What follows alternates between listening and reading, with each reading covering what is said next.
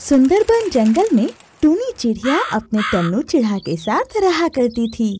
टन्नू चिढ़ा बहुत मुश्किल से पानी की बोतल बेचकर अपने घर को चलाया करता था।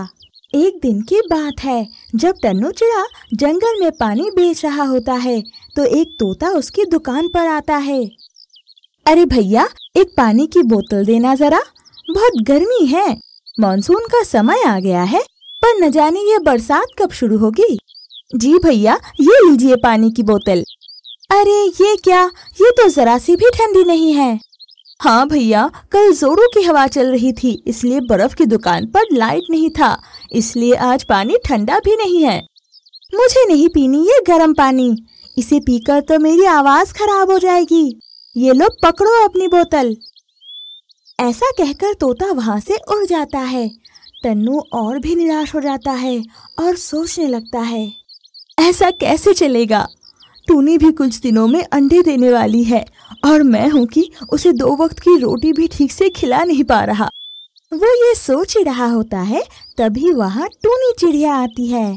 अरे तुम यहाँ क्यों आई हो? तुम्हें पता है ना कि तुम्हें इस हालत में सिर्फ आराम करना चाहिए। जी मुझे पता है, लेकिन बात ही कुछ ऐसी थी कि मैं अपने आप को रोक नहीं सकी। क्या हो गया? ऐसी क्या बात है? वो मैंने आज देखा कि जंगल में बहुत सारे पक्षी झुंड बनाकर हमारे घोंसले के ऊपर से जा रहे थे। मैंने जब उनका पीछा किया तो देखा कि कालू कौवा पास में ही पानी बेच रहा था और सभी चिड़िया उसके पास से ही पानी खरीद रहे थे। हाँ, तभी मैं सोचूं कि मेरी पानी की बोतल इतनी कम क्यों बिक रही है। लेकिन आखिर लोग उससे पानी क्यों खरीद रहे हैं? उसके पानी में ऐसा क्या है जो लोग मेरा पानी नहीं खरीद रहे? इसका पता तो लगाना पड़ेगा। ऐसा कहकर दोनों शाम को घर वापस आ जाते हैं। जब रात होती है, टूनी चिड़िया फिर से अपने घोंसले से कालू कौवे को जाते हुए देखती है और फौरन टन्नू चिढ़ा को बता देती है। अच्छी उठिए, जल्दी कीजिए। क्या हुआ? क्यों चिल्ला रही हो? अरे वो कालू कौवे को मैंने अभी जाते हुए देखा। इतनी रात को कहाँ जा रहा होगा? अच्छा, तुम यही रुको, मैं अभी देख कर आता हूँ। इतना कहकर टन्नू कालू का पीछा करने लगता है। थोड़ी दूर जाने पर वो देखता है कि कालू कौवा सबके घर के सामने से खाली पड़ी पानी की बोतलों को इकट्ठा कर रहा है। ये कालू इतनी रात को क्यों खाली बोतलें बिन रहा है? क्या बात है, मजा ही आ गया। हाँ, थोड़ा मेहनत तो है पर मुनाफा भी तो अच्छा है। अब बस इन खाली बोतलों में पास वाले जंगल में हुए बारिश का पानी भर लाऊंगा और उसे टन्नू से कम दाम पर बेच दूंगा। और जब सभी पक्षी पानी पीकर बोतल फेंक देंगे तो फिर से उनको बिन लूंगा। अच्छा, तो ये बात है। तभी मैं कहूँ कि मेरी पानी की बोतलें क्यों कोई नहीं खरीद रहा। टन्नू वापस घर आ जाता है और अपनी पत्नी टूनी को सारी बात बताता है। हम कल ही सबको ये बता देंगे कि कालू कौवा बारिश का गंदा पानी पुरानी बोतलों में भरकर सस्ते में बेच रहा है। हाँ, तुम बिल्कुल सही कह रही हो। अगले दिन सुबह जब कौवा पानी बेच रहा होता है तो टन्नू चिढ़ा वहाँ पहुँच जाता है और सबसे कहता है, अरे ये पानी मत पियो, ये पानी बिल्कुल गंदा है। अरे टन्नू, ये क्या कह रहा है तू? मैं क्या कह रहा हूँ? अरे तुम क्या कर रहे हो वो पहले बताओ। अरे तुम किस मुंह से बताओगे? मैं ही बता देता हूँ सबको।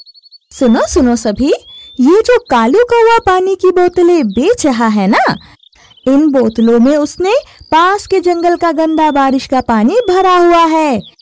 इसे पीकर तुम सब बीमार पड़ जाओगे। टन्नू की बातें सुनकर सभी हंसने लगते हैं और उसका मजाक उड़ाने लगते हैं। अरे मैं तो इतने दिनों से घूम रहा हूँ, लेकिन मुझे तो कहीं बारिश होती हुई नहीं दिखी। ये टन्नू झूठ बोल रहा है। कल भी इसने मुझे झूठ बोलकर गर्म पानी की बोतल दे दी थी। उसकी बात पर कोई भी भरोसा नहीं करता है। वो निराश हो जाता है। टन्नू की बोतल आज भी नहीं बिकती और सारी बोतलें लेकर वो वापस घर आ जाता है। तभी शाम को जोरों से बादल के गरजने की आवाज के साथ तेज बारिश होने लगती है। सभी पक्षी अपने घोंसले में पकौड़ी खाकर बारिश का मजा ले रहे थे और पानी पीकर बोतल घोंसले से बाहर फेंके जा रहे थे। उधर टूनी चिड़िया के पेट में काफी दर्द होने लगता है। सुनिए जी, लगता है अंडे देने का समय आ गया है। पेट में बहुत दर्द हो रहा है। हे भगवान, तू कैसे परीक्षा ले रहा है हमारी। अब मैं इतनी तेज बारिश में डॉक्टर कैसे बुलाऊं? देखते ही देखते आसमान में एक बादल फट जाता है और जंगल पानी से भर जाता है। पानी अब पक्षियों के घोंसले तक पहुंचने लगता है। सिर्फ टूनी चिड़िया का घोंसला ही पूरे जंगल में सबसे ऊंचे पेड़ पर होता है, इसलिए उनके घोंसले तक पानी नहीं पहुंच पाता। अरे, इस बारिश ने तो मेरा सारा प्लान ही चौपट कर दिया और अब तो सारे जंगल से पानी की बोतलें भी बह गई होंगी। वैसे भी अब इतनी बरसात हो ही गई है तो मुझसे पानी कौन खरीदेगा। तभी कौवे के घोंसले में बाढ़ का पानी घुस जाता है और उसका घोंसला पानी में बह जाता है और साथ साथ कालू कौवा भी पानी में बहने लगता है। बाढ़ में बह रहे कालू कौवे पर टन्नू की नजर जाती है। बाढ़ के पानी में कालू कौवा और उसका घोंसला बह रहा होता है। टन्नू जब उसको बहते हुए देखता है तो उसकी मदद करने के लिए जाने लगता है। तभी टूनी उससे कहती है, इतनी तेज बारिश में मुझे ऐसी हालत में अकेला छोड़कर आप कहाँ जा रहे हैं? अब बस कभी भी अंडे बाहर आने वाले हैं। तुम फिक्र मत करो, मैं अभी आया। टन्नू एक छोटी डाल लेकर कालू कौवे की तरफ उड़ने लगता है। वो कालू के पास पहुंचकर उससे कहता है, कालू, तुम जल्दी से इस डाल का दूसरा सिरा पकड़ लो, मैं तुम्हें ऊपर ले जाऊंगा। कालू कौवा ऐसा ही करता है और डाल पकड़ लेता है और टन्नू उसे अपने घोंसले की तरफ उड़ा ले जाता है। तुम्हारा बहुत बहुत धन्यवाद टन्नू भाई। आज तुम ना होते तो मैं तो मर ही जाता। मैंने तुम्हारे साथ बहुत बुरा किया है। कोई बात नहीं, मुसीबत पड़ने पर हमें एक दूसरे की मदद तो करनी चाहिए। तभी टूनी चिड़िया 2 अंडे देती है। अंडों को देखकर दोनों बहुत खुश होते हैं, लेकिन तेजी से होती हुई बारिश की वजह से उनकी चिंता बढ़ रही थी। मुझे इन अंडों को गर्म रखने के लिए इन पर बैठे रहना होगा, लेकिन अगर इसी तरह बारिश होती रही तो सब कुछ खत्म हो जाएगा। तुम चिंता मत करो, मैं कुछ ना कुछ रास्ता जरूर निकाल लूंगा। हमारे बच्चे इस दुनिया में जरूर आएंगे। लेकिन कैसे टन्नू भाई? इतनी तेज बारिश में हम भला इन अंडों को और अपने आप को कैसे बचाएंगे? भगवान अगर मुसीबत देता है तो उससे बचने का रास्ता भी वही देता है। उधर जंगल में सभी पक्षी अपना अपना घोंसला छोड़कर अपने पेड़ के सबसे ऊपर वाले हिस्से में जाकर बैठ जाते हैं और बारिश में भीगने लगते हैं। कालू कौवे के पिलाए हुए गंदे पानी की वजह से कुछ चिड़ियों की तबीयत खराब हो रही थी। हाय मेरे बच्चे टिल्लू को क्या हो गया? जब से पकौड़ियाँ खाकर पानी पिया है तब से उल्टियाँ ही किए जा रहा है और ऊपर से ये बारिश देखो रुकने का नाम ही नहीं ले रही। मैं तुझे डॉक्टर के पास कैसे लेकर जाऊं? कहीं वो टन्नू सच तो नहीं कह रहा था कि कालू कौवा सबको बारिश का गंदा पानी पिला रहा है? हे भगवान, रहम करो।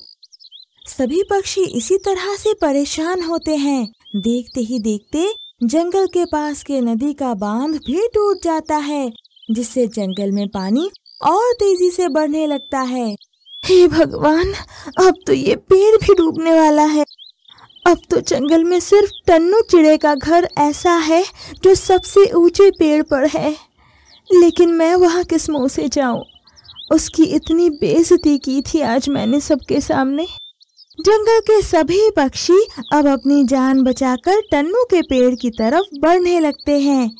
वो वहां पहुंचकर टन्नू को बताते हैं कि कैसे सारे जंगल के पेड़ और पक्षियों के घोंसले बारिश में डूब गए हैं। ये शायद हम सबकी आखिरी रात है इस जंगल में। मरने से पहले मैं तुम सबको कुछ बताना चाहता हूँ कि टन्नू मेरे पानी की बोतलों के बारे में सच कह रहा था।